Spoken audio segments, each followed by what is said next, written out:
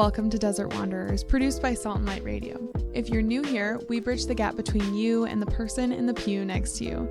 I will be interviewing priests, religious, and laity in our local Boise diocese, asking questions that'll help you navigate your vocation and help build community wherever you are with whatever resources you may have. Let's build the city of God together.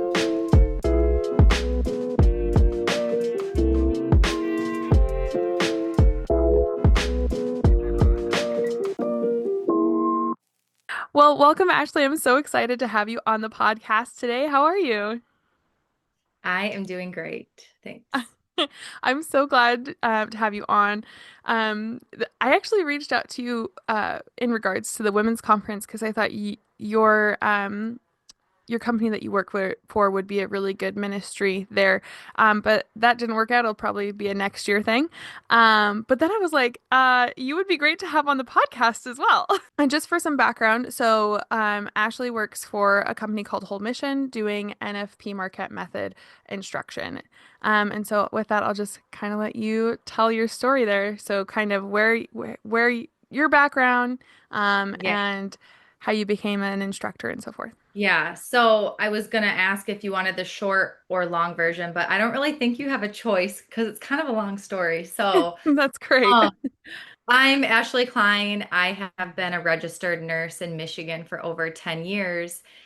And my husband and I actually met kind of at the beginning of my nursing journey, just like within the first few years of being a nurse. So him and I met, hit things off right away. Like we were engaged within 7 months and then married 8 months later. So like things went really quickly through that process. But what was kind of lingering there was faith.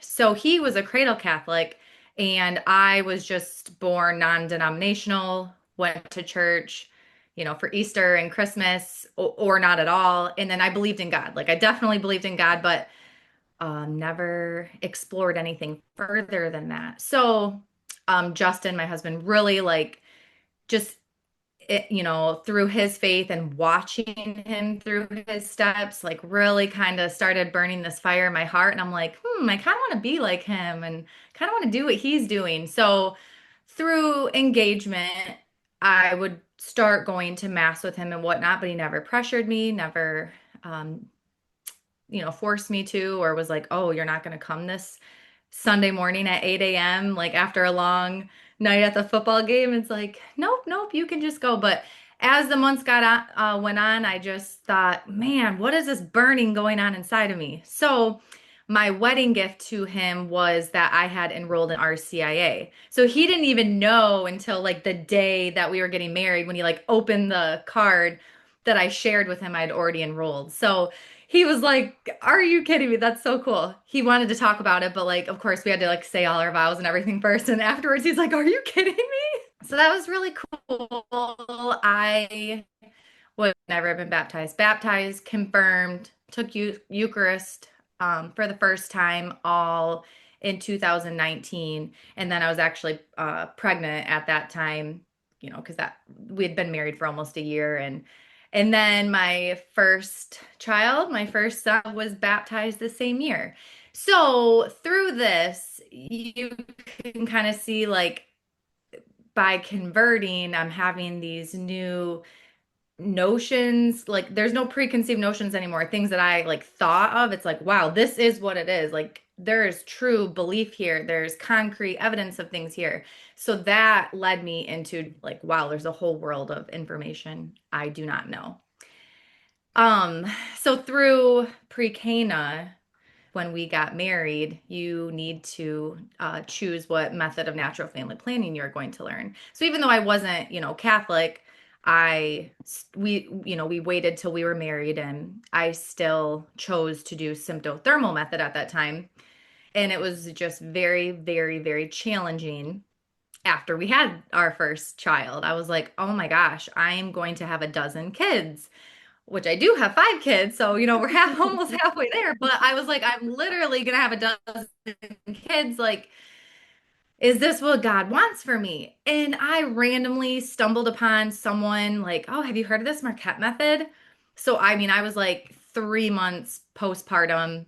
starting the symptothermal method, and I looked into it, and the requirements to become a Marquette Method instructor were be like a minimum registered nurse, and then you like had to submit your formal intent of like why you wanted to do it because they want people like God's people who are willing to do the work. So I learned the method and then like immediately registered at Marquette University, became a student technically there, and yeah, so that is the long drawn out story of how I became a Marquette Method instructor.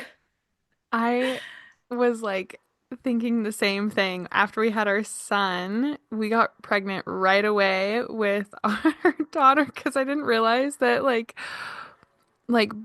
uh NFP for postpartum is different than NFP like prior. Yeah, so welcome, Eleanor. And she's just a joy.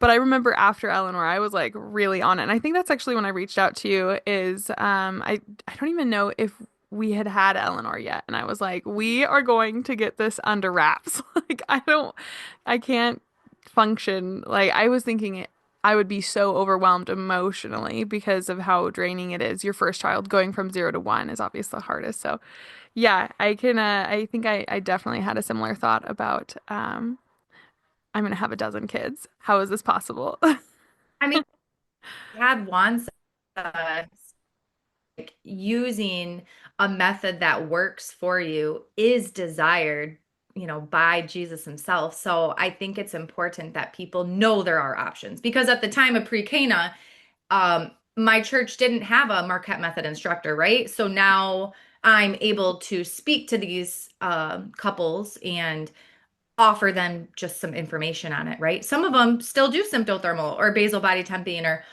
whatever they want to do. And I think that's great because I don't do this to be, rich, like rich in monetary way. Like I do this to be rich in the soul and like knowing that I'm doing God's work. So, anyways, I'm okay with whatever decision a couple makes as long as like they're informed. Like I'm huge on informed choice. Like I want to make sure you actually know this because it's easier to learn it now than, a couple kids in when you're really Tired and sleep deprived and everyone's sick and puking and whatever.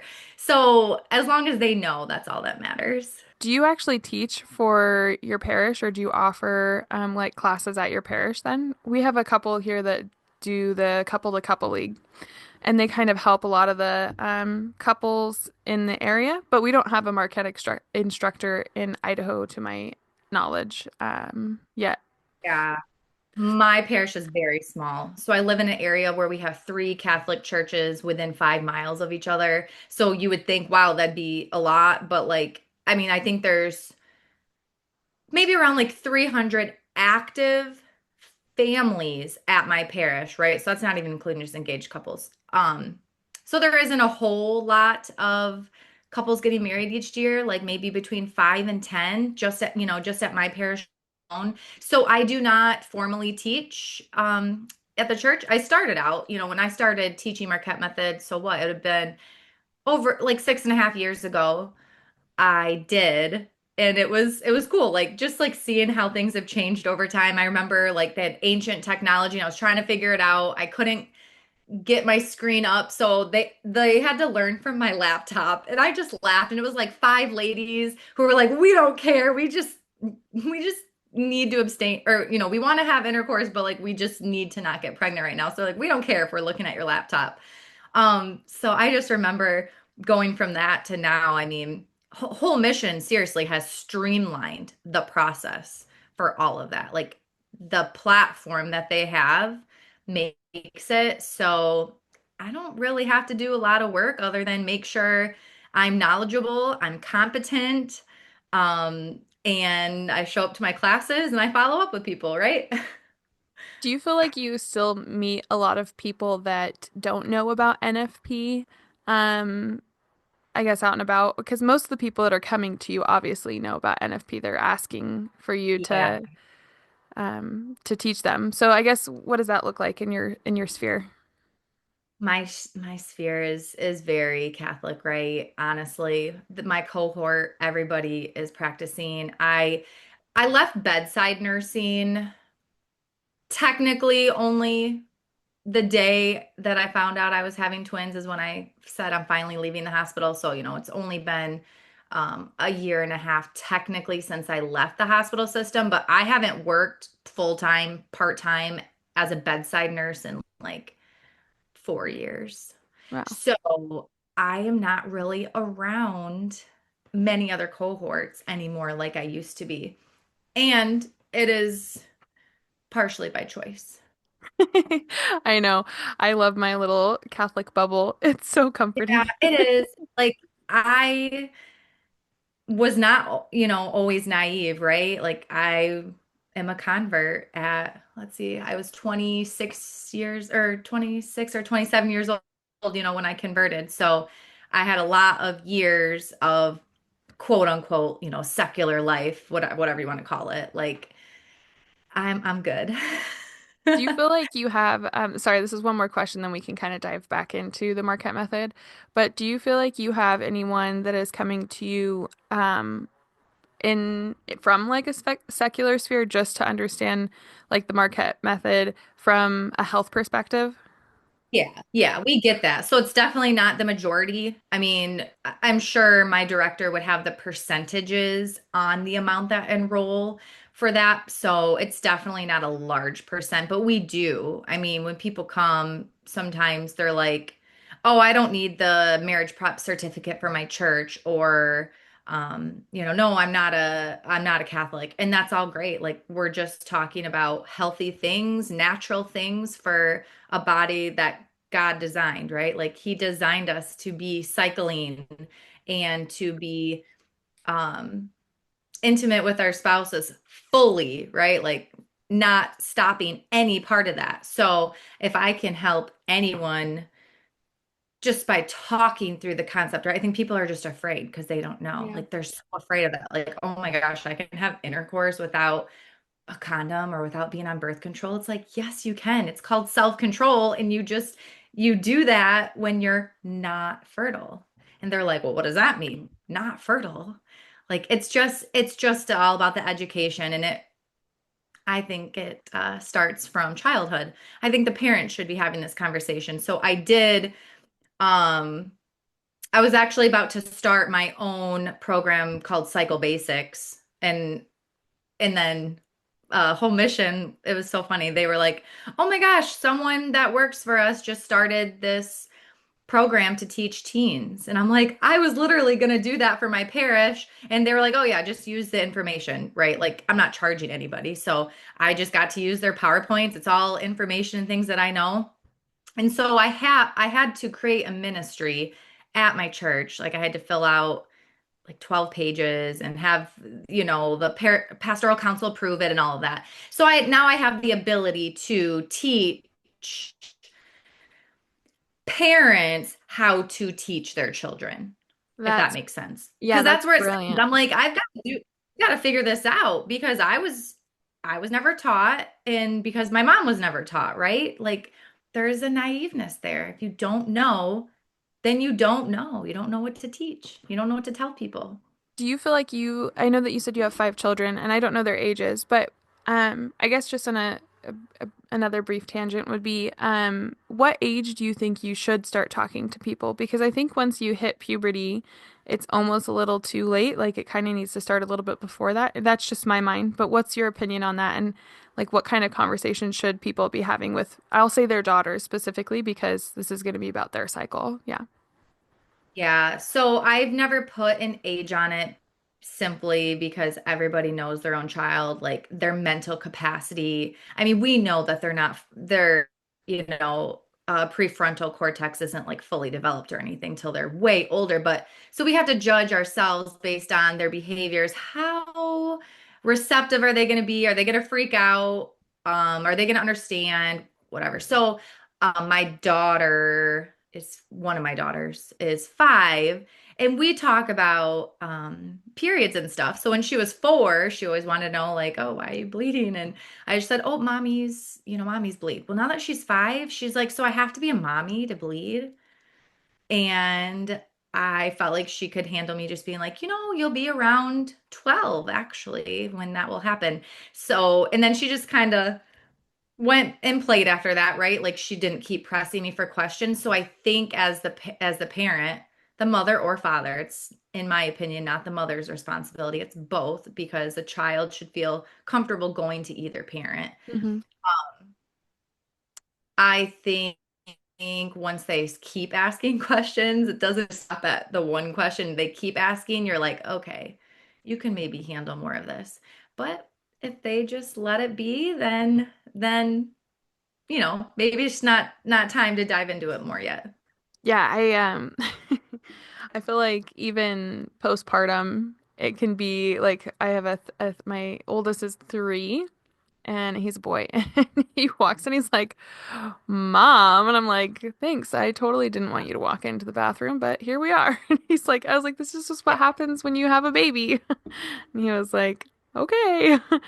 But let's go. Because you don't want like you don't want it to be taboo, like even with boys, like, oh, don't see this. Like, why not? You want them to be supportive of their wives someday. So empower them with the information when they can handle it, I guess.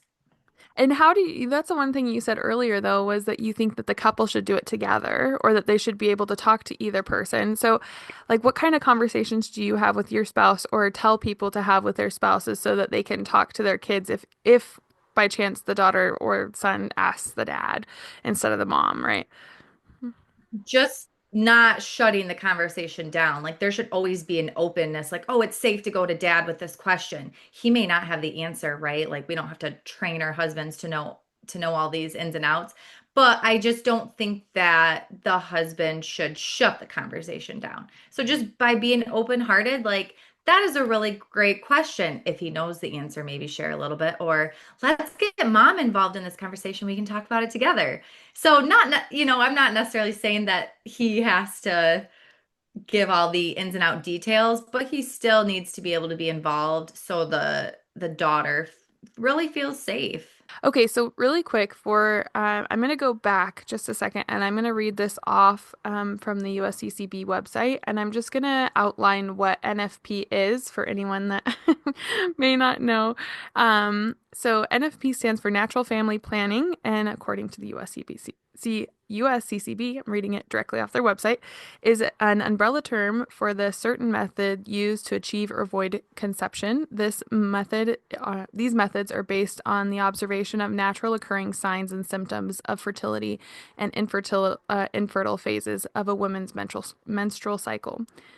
Some natural methods include use of fertility monitors to better understand the time of the women's fertility, married couples using NFP to postpone conception, abstain from intercourse, and during the fertile phase of the wife cycle. No drugs, devices, or surgical procedures are used to avoid pregnancy. Married couples who use NFP to attempt a pregnancy may make use of the fertile window when conception is likely.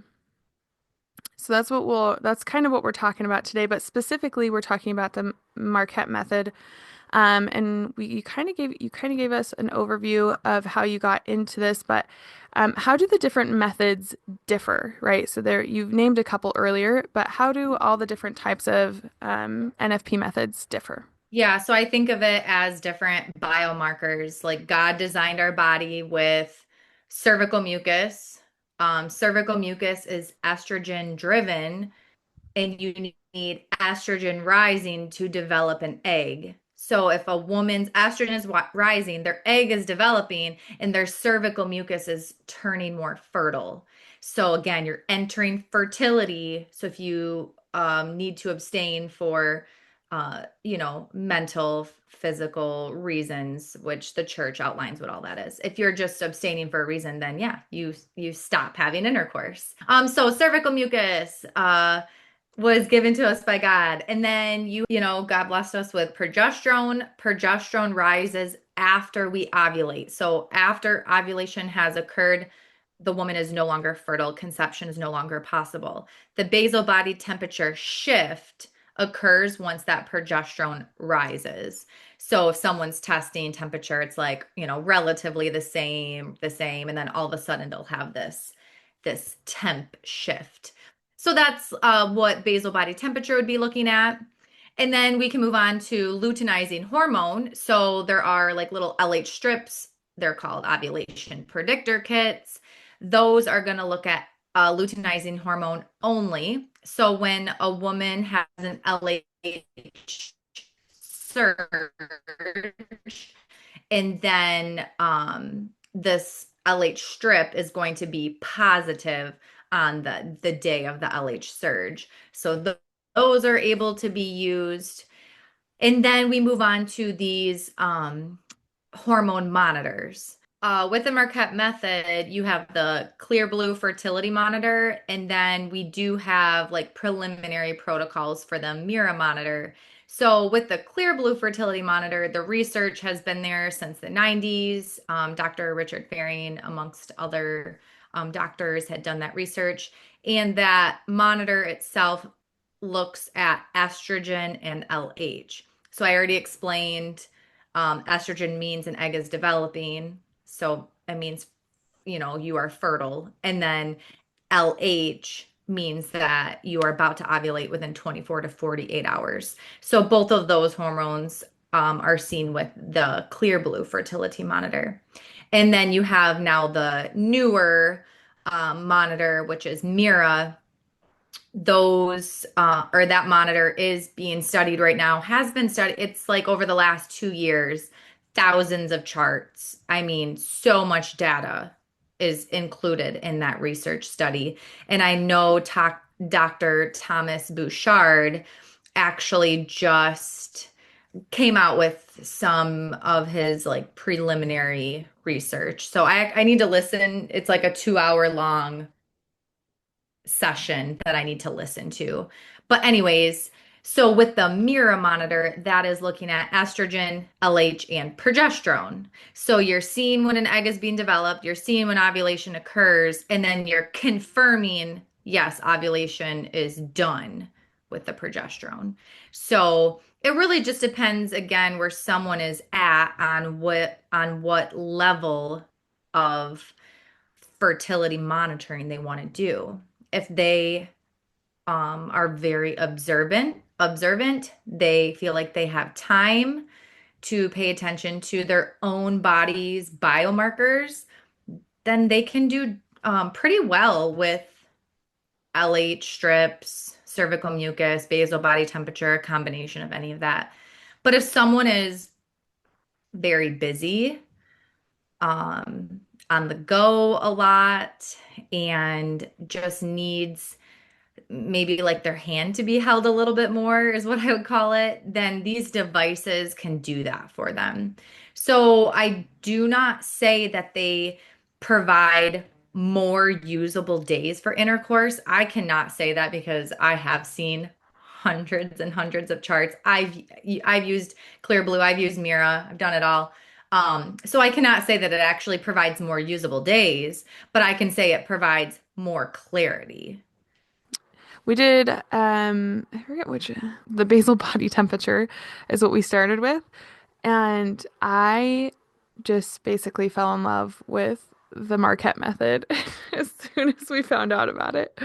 I love it. And what I tell people that, so for a while there, I have so many, like, I have too many kids to really be out there as a advertisement as I used to be, but I used to go out and just talk to people that were, I knew, like I had a decent enough relationship with them that I could talk to them about this, but I have a couple of Mormon friends and a couple of like Protestant friends and some people that are just not religious at all that are kind of like in the healthy sphere, right? And I would just like Yeah. talk to them and this is what I would tell people.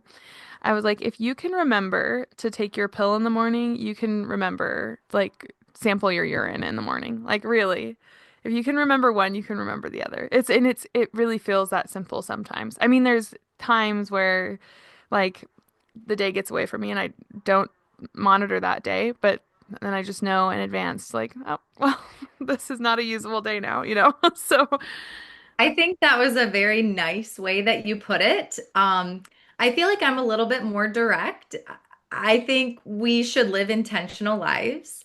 And, God doesn't want us like clouded with all this exterior stuff or exterior things. Like, we should be putting all of our fruit in the basket and focusing on the priorities. And in my opinion, if you are trying to be authentic and natural and like not have to use hormonal birth control or pulling out or condoms or anything like that, like then invest in your Yeah. fertility journey, like for your and your husband's sake.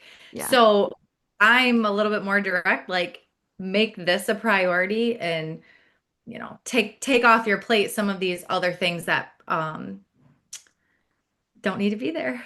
Well, and just in the health sphere, I remember, so like, I guess this is something we could talk about. So the Marquette method versus the other methods is a little more expensive, right?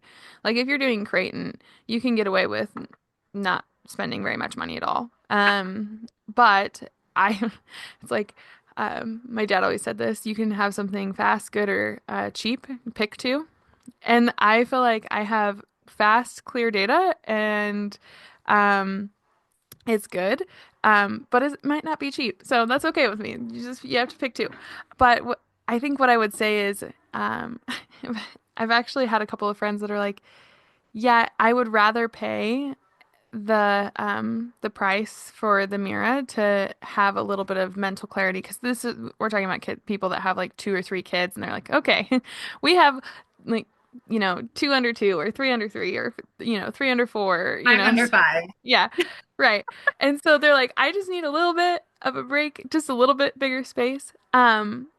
And that's okay. I mean, obviously, like I said, we mentioned before, and I can put these in the show notes down below what the Catechism talks about as valid reasons to abstain.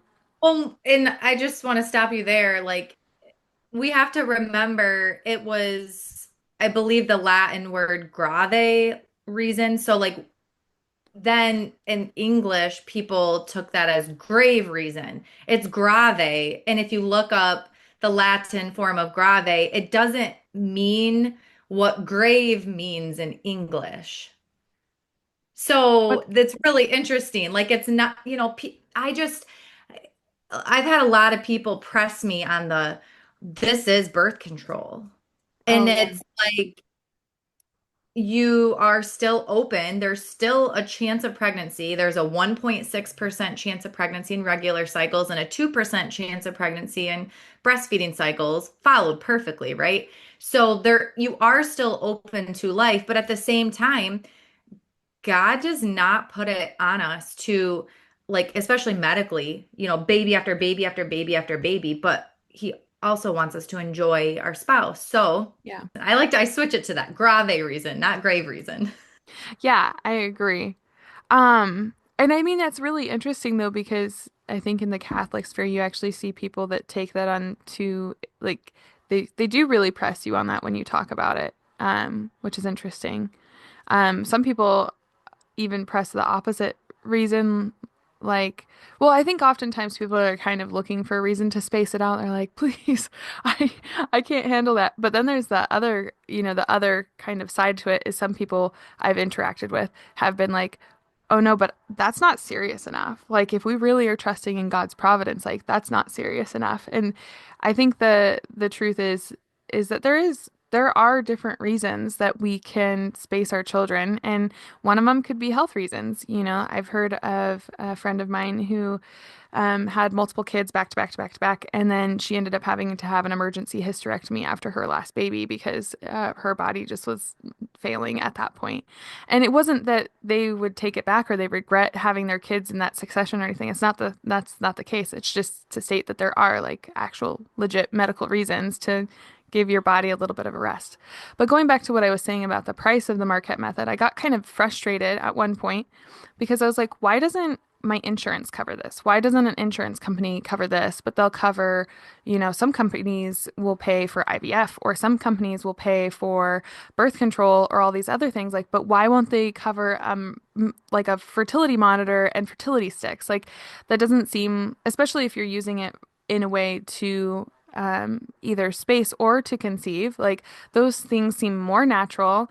They're less invasive than either IVF or, birth control. So I was really frustrated that why isn't our insurance companies paying for that? And you realize that you kind of go into a deep dive and you realize that they're paying for all these different types of birth control that cause so many issues with the human body. And then that's when you really see the beauty, I think, of the Catholic Church and its teaching, because you see that God has graced us with a way to space children and yet not make us sick, not hurt us. It is FSA and HSA now, thankfully. MIRA, clear blue, the sticks, the wands, all of that. But I know that that's not full coverage, right? Right. So I do have a friend who works at my Catholic doctor. She's a registered nurse, a Marquette Method instructor, works with MIRA as well. And she has informed me that through my Catholic doctor, if you become like use one of their providers, they have some sort of coding where they get free classes. I'm not sure about free products, but not free. Insurance covered. I So that actually, is yeah, I have actually heard about the classes being covered by different institutions. I think there was a couple of like what are they like the Christian sharing plans instead of insurance? You know what I yeah, mean? The yeah, co-ops.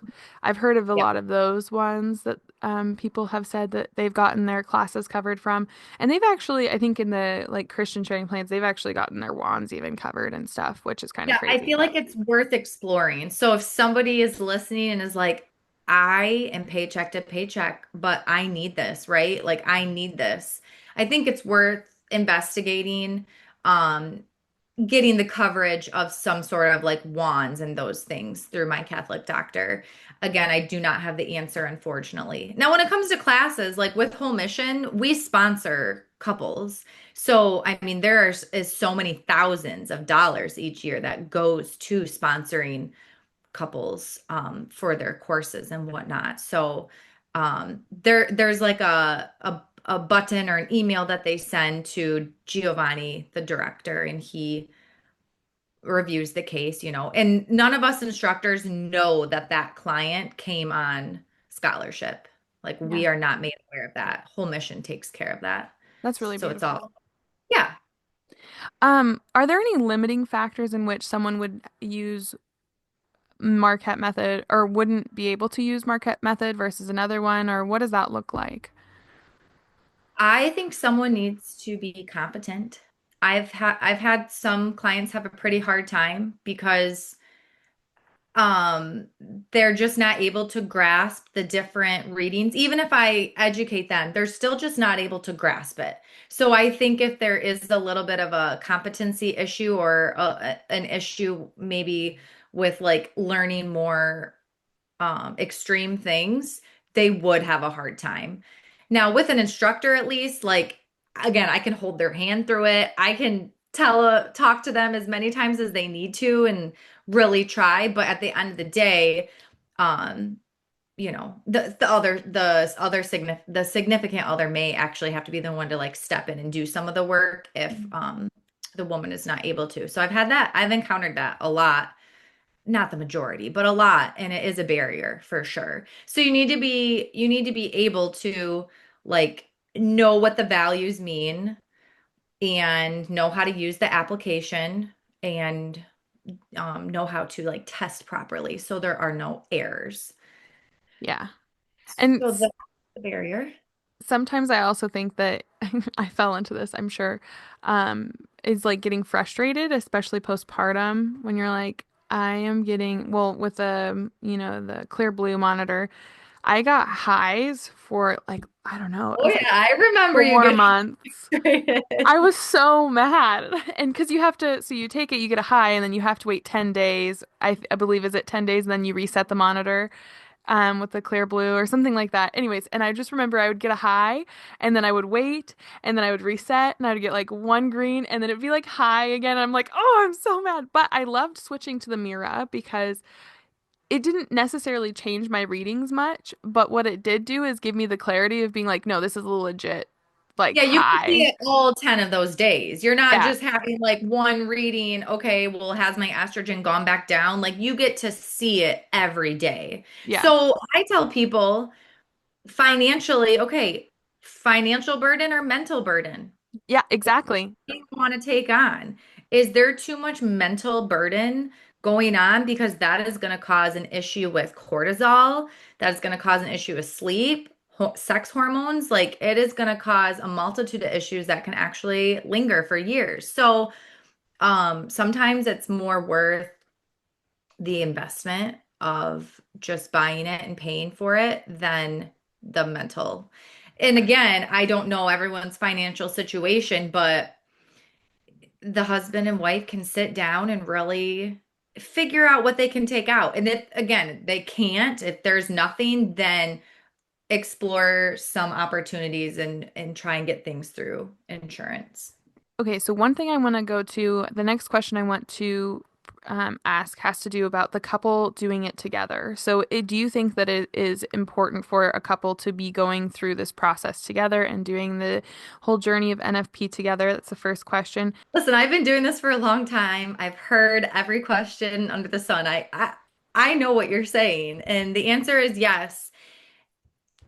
Woman's 50%, the male's 50%. Like, when you make a baby, when you take care of the baby, like why are they not 50%, 50% for the NFP? Like if you're having intercourse, it's with both of you. So why would both of you not be involved in the process of like preventing? You can be involved together to achieve, but not to prevent.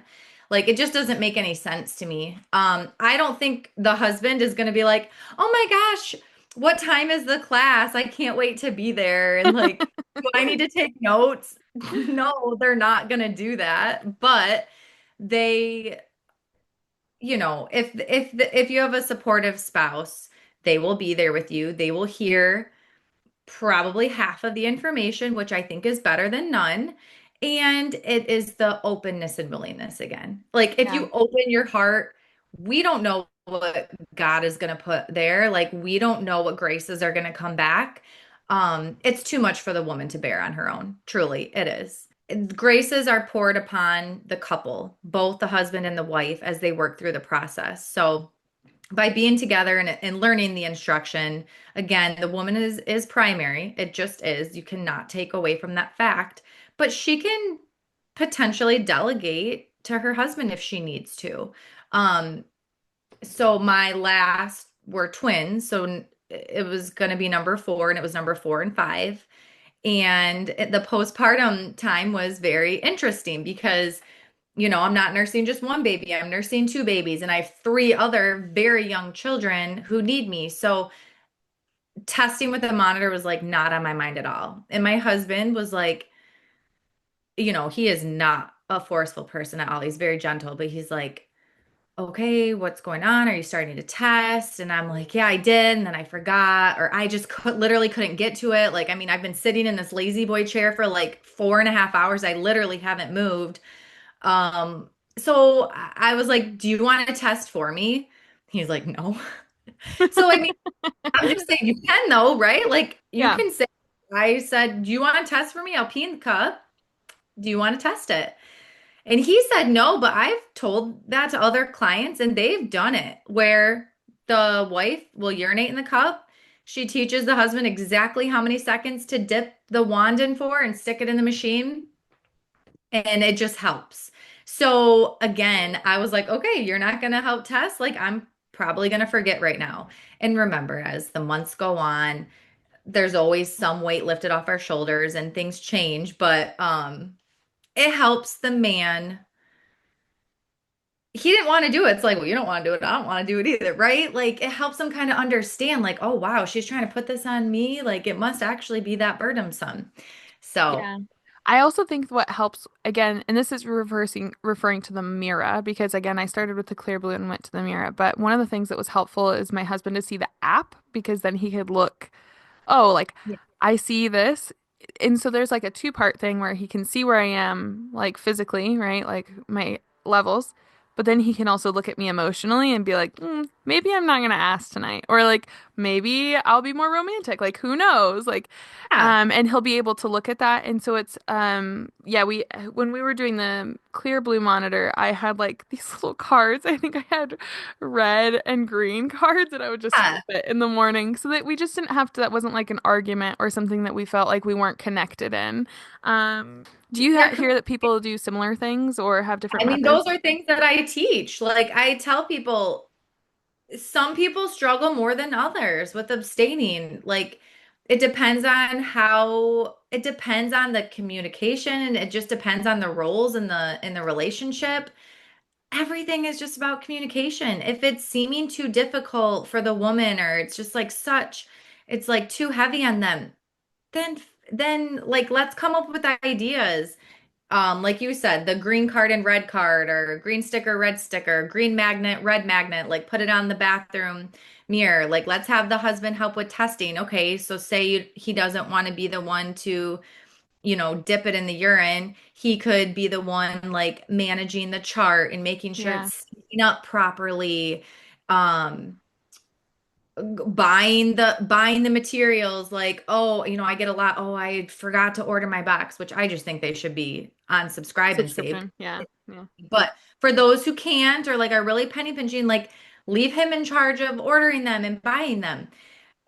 It's just meshing together, and it can come over time too. Like being newly married might not think it's an issue, but as the years go on, there's just so much more that gets compounded onto our lives. So leaning on each other yeah. is really through NFP. In our society, I see that women often bear the burden in the secular society to be in control of their fertility. And to an extent, I suppose that's right. But at the same time, it seems like there's like, external pressures on them that have like made it so that men are really not involved like in that at all. And so that when you do become married, I think that's one of the beautiful things about having to learn NFP or has been is because you have to talk about everything. Like, you have to talk about your finances, you have to talk about your emotional state, you have to talk about your relationship because the reality is like there like you said earlier, there's always a possibility. It might be a 1% possibility or a 2% possibility, but it's still a possibility, right? So, I think that's another thing that goes into the idea of Marquette is like when you do it together, it kind of gaps some of that social burden that has been put on from secular society as well. Okay.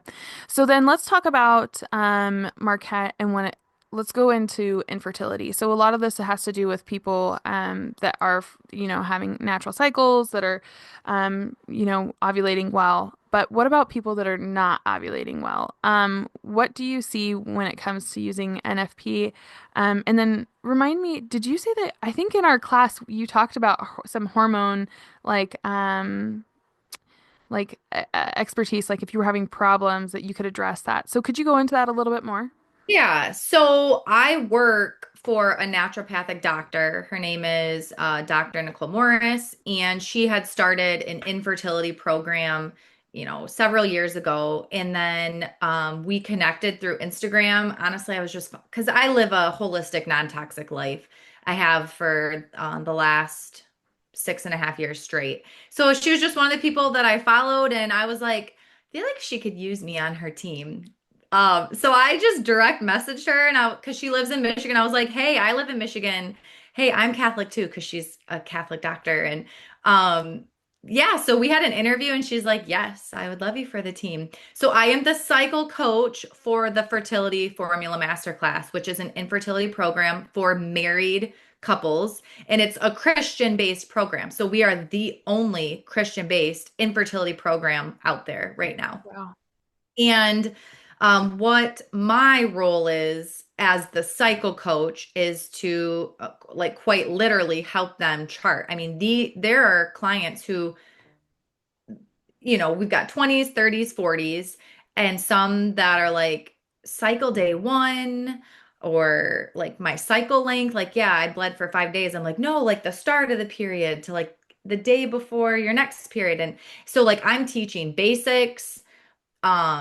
on how to even get started, and then all the way through, okay, now we're months into the program, this is what I'm seeing. So it's a lot of education while they're learning a million other things that are going on. So it's a lot of like being very gentle with their souls, and their, like they wonder too, like, why did I not know this? Right? So we do the cycle coaching, and then I'm the like Dutch analyst for the program. So the Dutch is like a urinary hormone data driven test, and we do all those results. So it's nice because you are, again, able to see patterns. Like, I don't like people to get too stuck in, oh my gosh, my cycle was 25 days last cycle, and then 27, and then 30.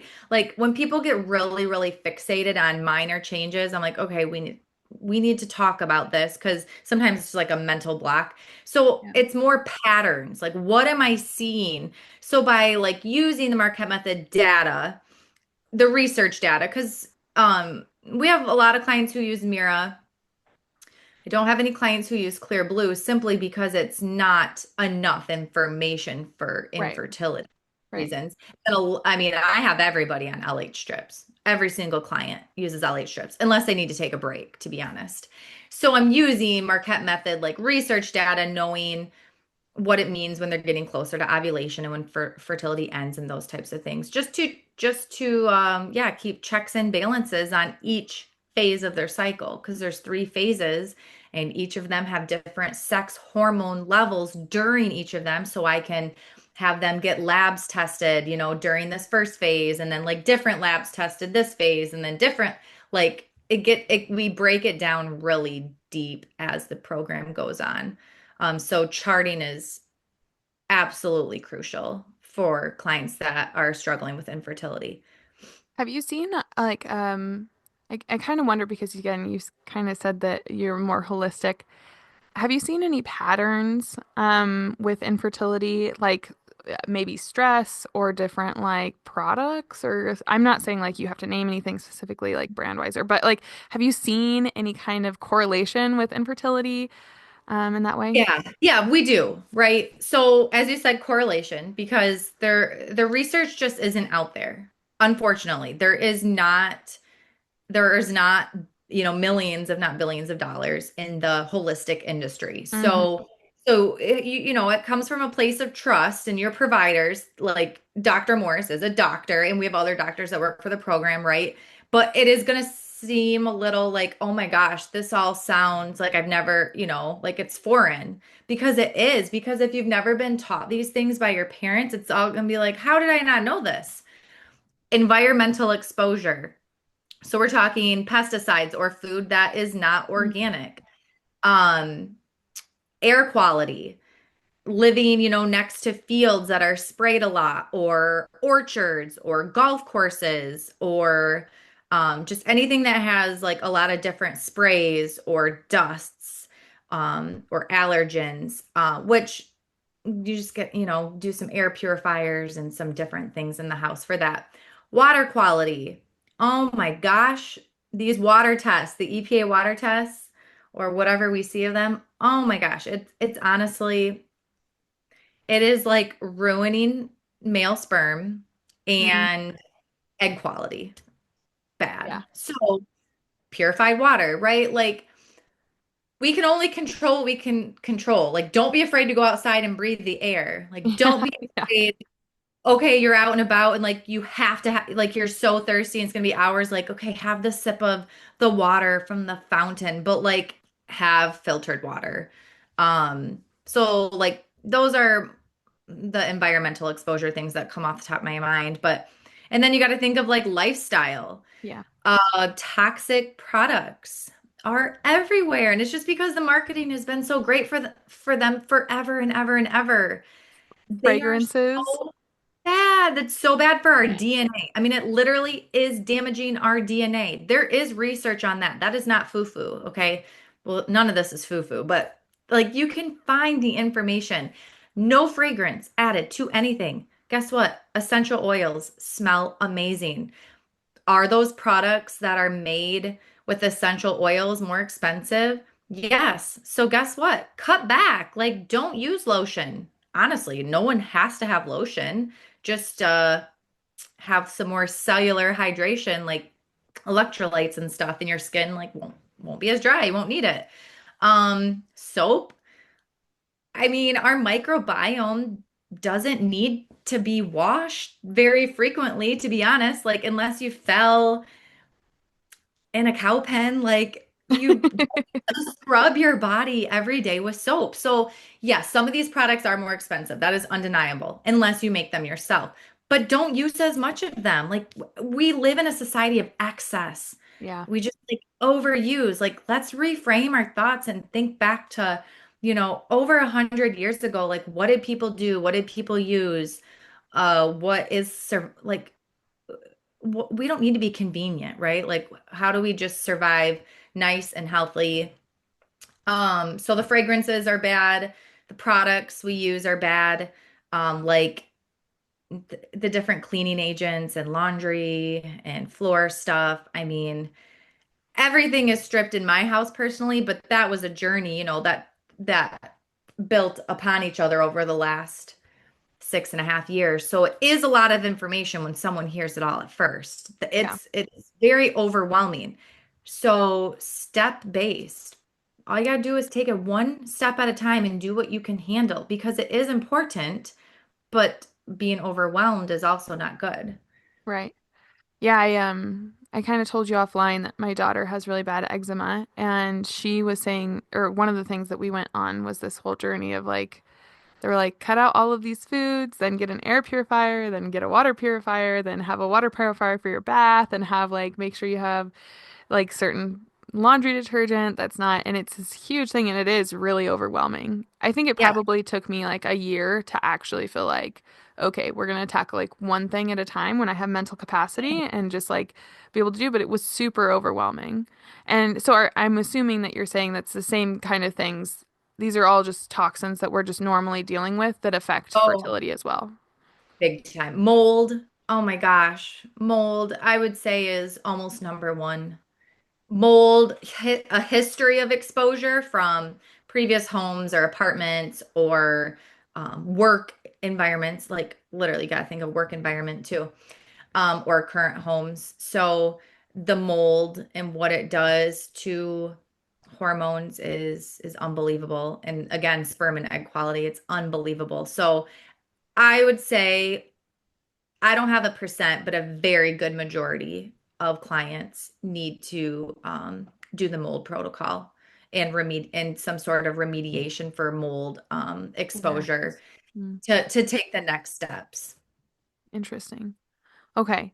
So, what about Napro technology? Do you guys do anything with that? I think that's another big kind of buzzy term that we talk about in the Yeah, Catholic sphere. technology is great. No, it's so great. Like, so I work for a naturopathic doctor, so she's not a napro technologist, but yeah, Napro technology is wonderful. We have to defer at times to Napro technologists because of the um, surgical capabilities and different things like, that are beyond the limits that of what we can do in the program. And I think that they are extremely knowledgeable and fantastic.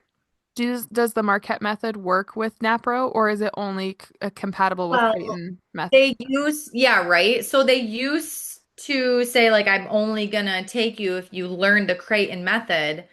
But I think there's been some finagling over the years. Again, if the client is able to have that conversation, like, hey, I'm really good at using this. I'm I'm really good at like knowing where I'm at in this cycle. Are you okay if I continue this? But it comes from cervical mucus Mm, because they need you to look at your cervical mucus. So you can do cervical mucus with the Marquette method, probably, but they need to know the cervical mucus quantity, quality, the days that it's on. Because if someone is suspecting endometriosis or, polycystic ovarian syndrome or just some other things, we need to know the cervical mucus characteristics. Does that so let's talk about PCOS really quick and endometriosis. Are those things that you guys are able to identify in charting at all, or is it just specifically cervical mucus? I just want to clarify on that.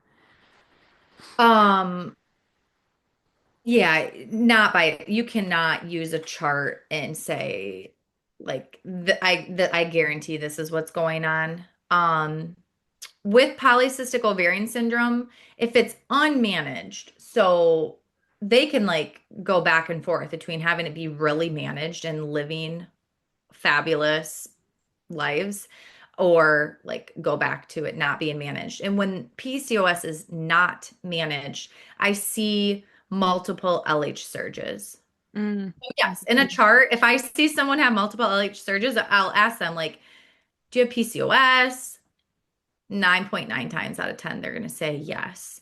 I very, very rarely have had someone like completely not know. Mm. Is with that, then, is there a different way that you would approach a client that has PCOS with the Marquette Yeah. method? Yeah, is there Yeah. their own protocol almost No, it's not protocol based. It's what they use. I need them to use LH strips and most likely basal body temping. as well on top of Because it? yeah, because they're having multiple LH surges. The monitor is only going to catch one LH surge. Mm, So if this client is unmanaged, having multiple LH surges, we need to know which one results in ovulation. So the clear blue monitor is going to detect the first one. Well, we don't know if that one resulted in ovulation unless they are temping to show that temp shift. Like, oh, yep, that one was ovulatory. So I prefer LH strips so I can just yeah. keep seeing if they're LH surges and then they need to temp or I mean, MIRA truly is the best for PCOS. Okay. Someone can use LH strips and basal body temping, but MIRA is It kind of just does it for should you. literally be the golden standard for PCOS because it's all in one. It's catching all the LH surges. It's testing progesterone at the exact same time, so you're gonna know which one was ovulatory. Yeah, and I think the other thing I had a question on here to talk about the differences between Clear Blue and Mira, but we've actually really covered that at this point. The one thing I would say again to kind of promote Mira is I remember in the protocol it said you could test like the thing that's cool about the Mira is you can test multiple times as long as you have like a long enough break for your urine to have enough potency of the hormones.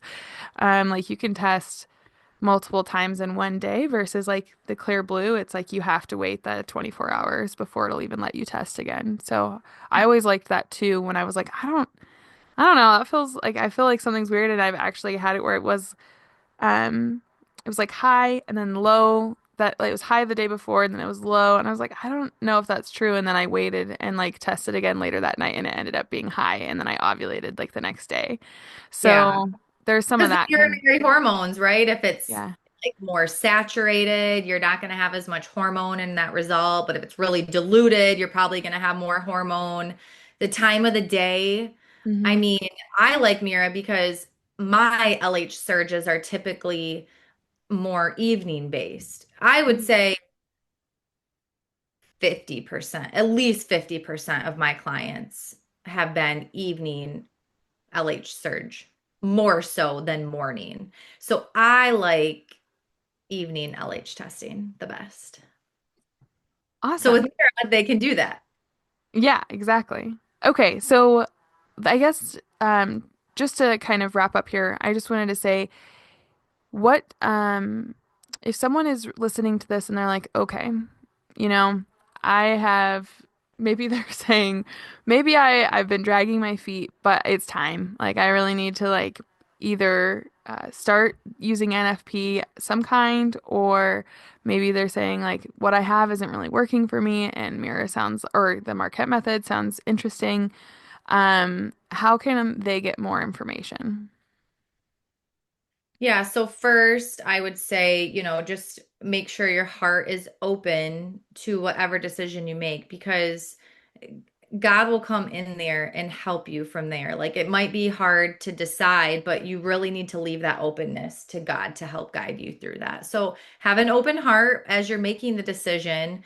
and the rest of it comes really easy. The USCCB certainly has the direct resources for like, nationwide opportunities for each state and whatnot, or your diocese. So, Hmm. like, I'm the Diocese of Grand Rapids. I would just go on my grdiocese.org and it's the family planning tab, and they always put resources. So they'll have your couple to couple league, they'll have anybody who's like branched off on their own and teaches things. If your diocese has a Marquette Method instructor, they will be listed. So you can either like find their website. So like for me, my website is through Whole Mission. So you'll see like my picture, but it'll go to Whole Mission and then, you'd have to choose me, so to speak, or any of the other great instructors. They're all wonderful. Everybody's got a bio next to their picture and it tells you a little bit about them. So you can just kind of pick somebody that sounds, like it aligns really well with you. I get a lot of people, it's funny, they'll pick me and they'll like tell me why they picked me. I'm like, that's great. Like, you didn't have to I tell me that, but I think it's funny. They'll be like, "Oh yeah, I see that you're non-toxic and holistic and I really want to be like that." So like I picked you. So I try and like add in little things here. Like if they ask me questions in emails and stuff about products or whatever, I try and be as helpful as I can, but also you know, just being a good instructor for them at the same time and like having boundaries that I have to have. So, It's really funny you mentioned that because I read your bio and was like, "Yep, that's who I'm going." I read through like a bunch of the bios and I read yours and I was like, "I think I'm gonna go with Ashley." Like, that's funny. It is funny though. It's nice to have the bios too. And I think I don't remember on the website or not, but I think it actually prompts you to be like, you should find someone that you like their yeah, bio. Yeah. definitely should because I mean it's an intimate topic and you get different backgrounds of people and their fertility history as well. Like you're talking about some things that, need sensitivity. So although we're not spending, hours and hours and hours of time together, over accumulatively like over that year, it might be. Yeah. So pick who you think you're going to mesh with. Either way, they're all going to be like if you use the whole mission directory, everyone is qualified. Giovanni and Lauren, own and run the company and they're just like the most devout couple literally ever. They're so sweet, so sincere, and like Giovanni's super funny. Lauren's pretty funny too, but they're just like really great owners, so they're gonna want that same they're gonna want that in who works for them. So Okay, and then what if someone's listening and was like, "I really like Ashley. I don't need to read her bio. Where can they find your information?" you'll want to go to mmnfp.com. You'll have to add it because it's a tongue twister, Okay, but I'll put it down in the description. mmnfp.com/Ashley Klein. It has I'll- it.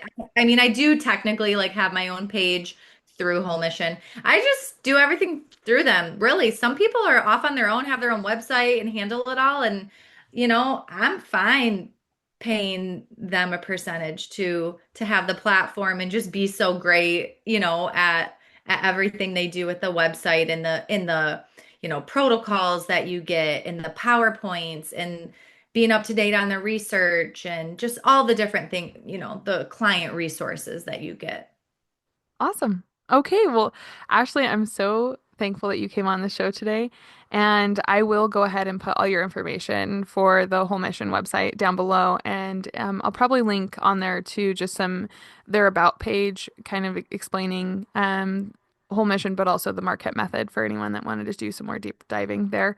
But yeah, I want to thank you so much for coming on and sharing your expertise with us and a little bit of your faith story as well. So just want to thank you so much. You're welcome. Thank you for having me.